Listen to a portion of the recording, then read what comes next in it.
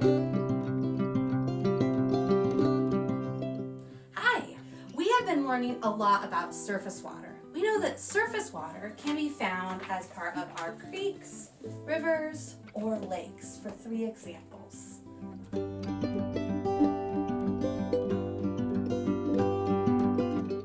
Now we are going to learn another place that water is found, under the ground. So we are going to do a simple investigation today to learn more about the water under the ground.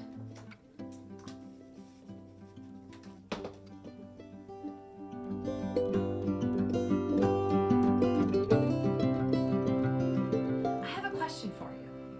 My question is this jar full?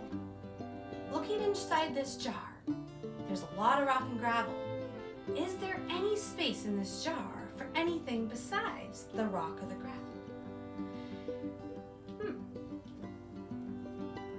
If so, how much water do you think I can pour inside of this container that has filled with rock or gravel?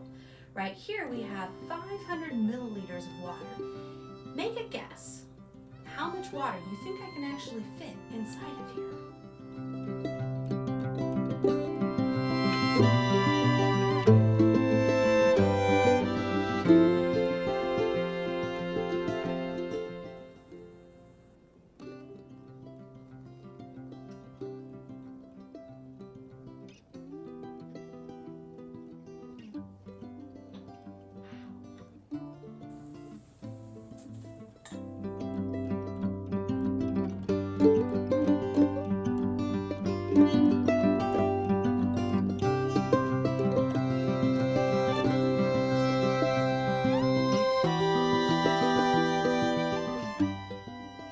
Today we used rock or gravel inside our container. We could have used dirt, we could have used soil or sand particles, we could have used a mixture of all 3.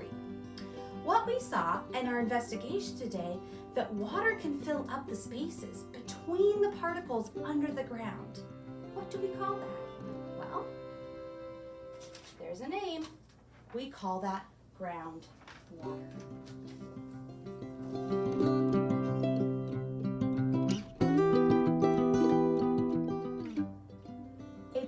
Under the surface of the ground where water is stored in the spaces between the dirt or the sand or in the cracks of the rock is groundwater.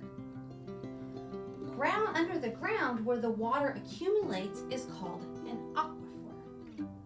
What we're going to do next is I'm going to have you pause right here. This is what I'd like you to do today. You are going to draw a picture of a model. So we are going to be developing our own models, and then we're going to actually construct our own explanation of groundwater. So in your picture, it might be something as simple as this. We have our sun, we have a tree, and we have a ground. In here, I want you to draw what you would use to explain this groundwater, and then write an explanation to explain what you have in your model.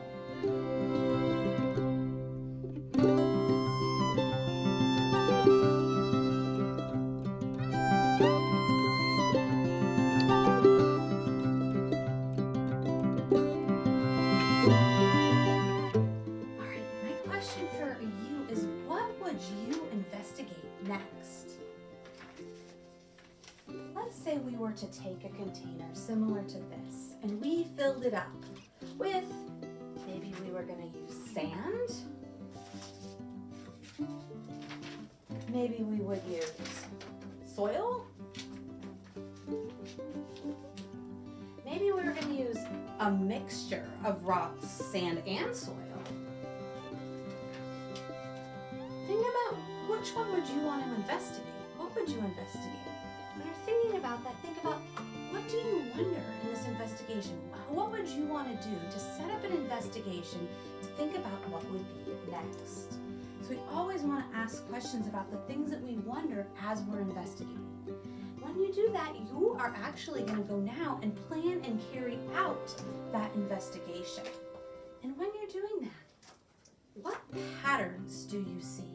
What kind of cycles do you see that are similar or different when you try different investigations today?